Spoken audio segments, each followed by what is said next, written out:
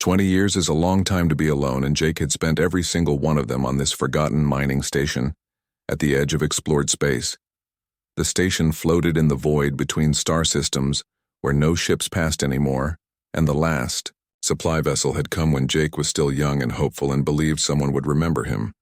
Now his hair had gray streaks and his hands were calloused from fixing the same broken systems over and over, and the loneliness had become like a second skin he barely noticed anymore.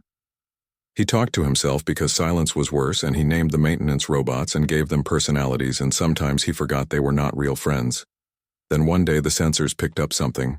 Jake did not believe it at first because the sensors were old and glitchy and had given false readings 1,000 times before. But this time, the signal was strong and getting stronger. A ship was approaching.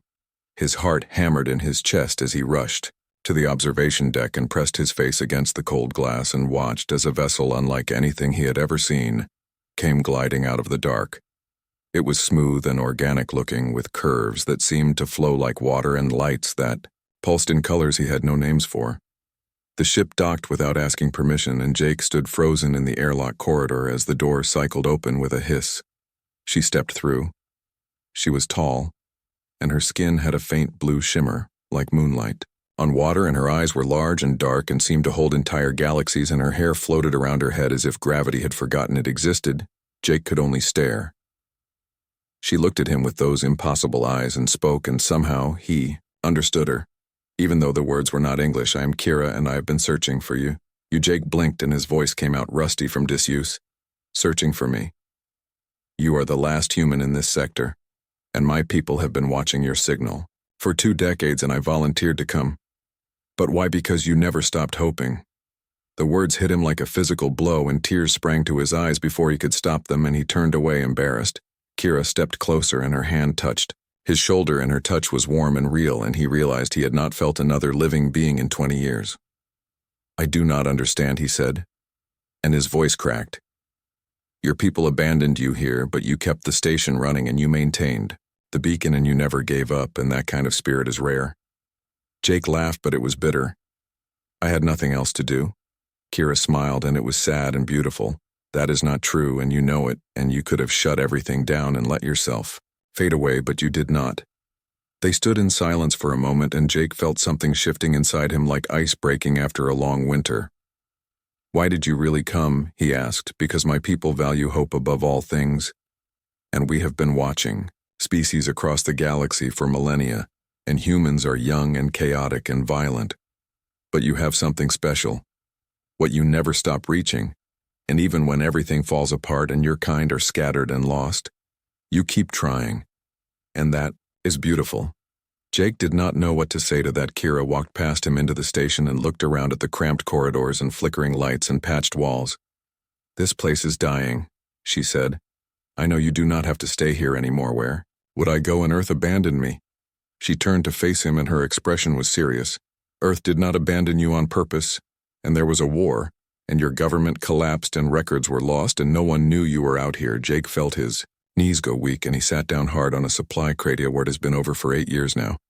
"And your people are rebuilding, and they have been searching for lost outposts and colonies, but space is vast. Then why did not they find me?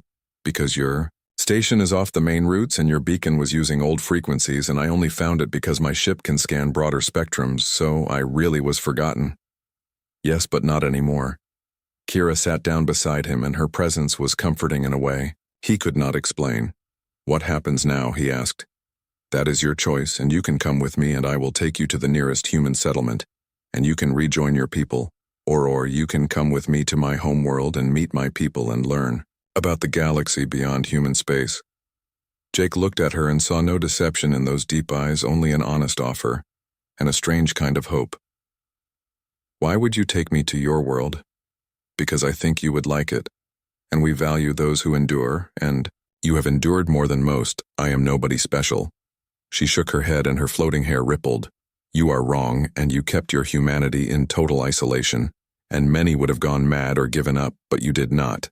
And that makes you exactly the kind of person we want to know." Jake felt tears again, but this time he did not hide them. "I do not know what to say." "Say yes." And after 20 years of talking to himself and naming robots and fixing the same broken systems and wondering if anyone in the universe remembered he existed. Jake looked at this impossible alien girl with her blue shimmer skin and galaxy eyes and said the word that would change everything. Yaskira smiled, and it was like watching a star being born. Good, and we leave. In 1 hour, and pack what you want to keep, as Jake gathered his few possessions. His hands were shaking, but not from fear. For the first time in 2 decades, he felt something he had almost forgotten. Hope. And when the ship detached from the dying station and turned toward deep space, Jake stood beside Kira and watched his prison of 20 years shrink into a tiny point of light and then disappear. "Where are we going?" he asked. "Somewhere beautiful," she said. "And somewhere you will never be alone again." Jake believed her.